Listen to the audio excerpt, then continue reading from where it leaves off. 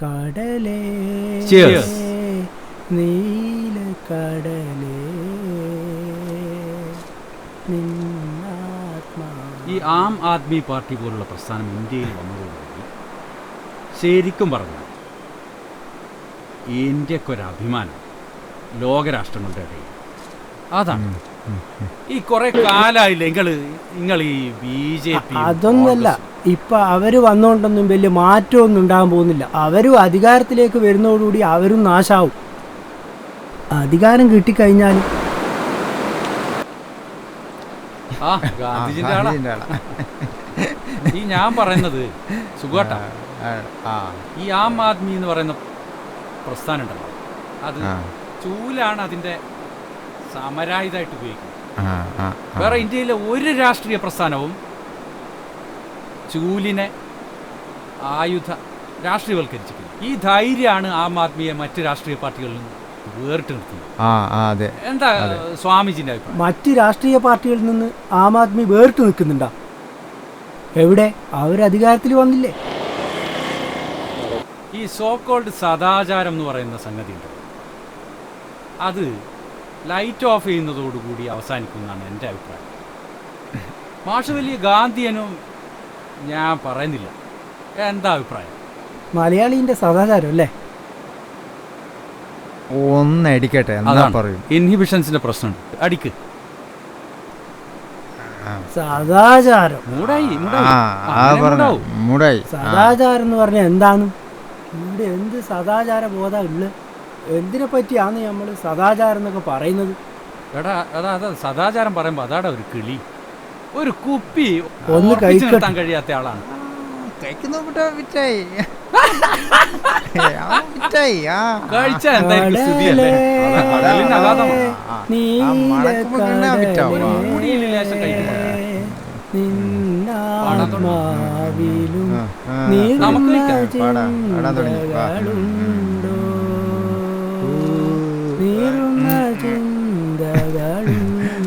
ഒന്നും മണക്കുമ്പോഴേക്ക് പിന്നെ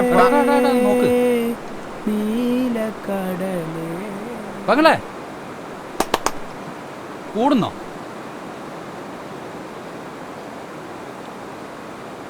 സുഖാട്ടാ, ഇത് പ്രശ്നം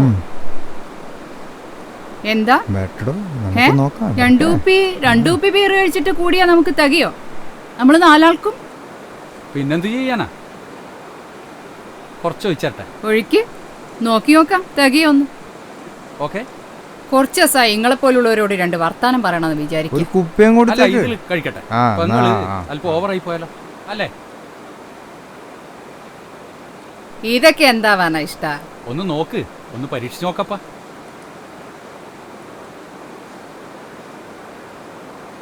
ഒരു രസത്തിന് വിളിച്ചാണ്. ഒരു രസത്തിന് നിങ്ങള് പെങ്ങളെ വിളിക്ക്. ഇങ്ങനെ നടന്നു പോകുമ്പോ വിളിക്കോ? സുഖാട്ടാ, ഒന്ന് ശരിയാക്ക. നിങ്ങളല്ലേ വിളിച്ച്, നിങ്ങളെ ശരിയാക്ക്. അവിടെ വന്നിരിക്കുന്നുണ്ടില്ലേ? സോറി പങ്ങളെ, നിങ്ങളിപ്പോ സാധാരണഗതിയിൽ കൂടാൻ ഇങ്ങനെ ഒരു ഞായറാഴ്ച അല്ലേ?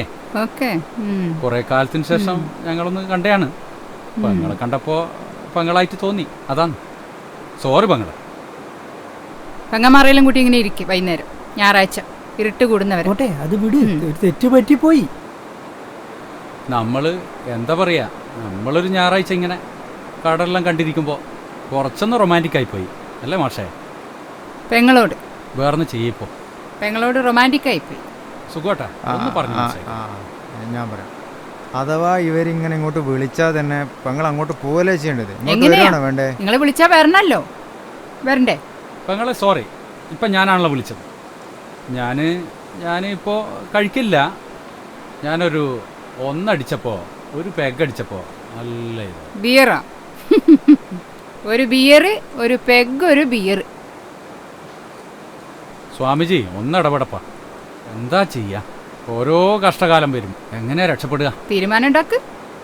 പെങ്ങളെ പറഞ്ഞില്ലേ, സോറി പറഞ്ഞില്ലേ? പറ്റിപ്പോയി, നിങ്ങൾ വിട്, ആ വിഷയം വിട്.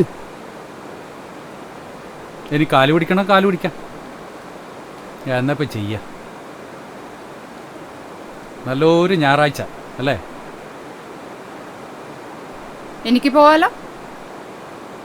പെങ്ങൾ സോറി, ബോധപൂർവല്ല, ലേശൊരിയിൽ ഇൻടോക്സിക്കേഷൻ. എനിക്ക് ബിയറൊന്നും കഴിച്ചാൽ അങ്ങനെ ഇൻടോക്സിക്കേഷൻ വരാറില്ല. 2 കുപ്പി ബിയർ, 3 ആള്, ഇൻടോക്സിക്കേഷൻ, പെങ്ങള്, റൊമാൻറ്റിക്.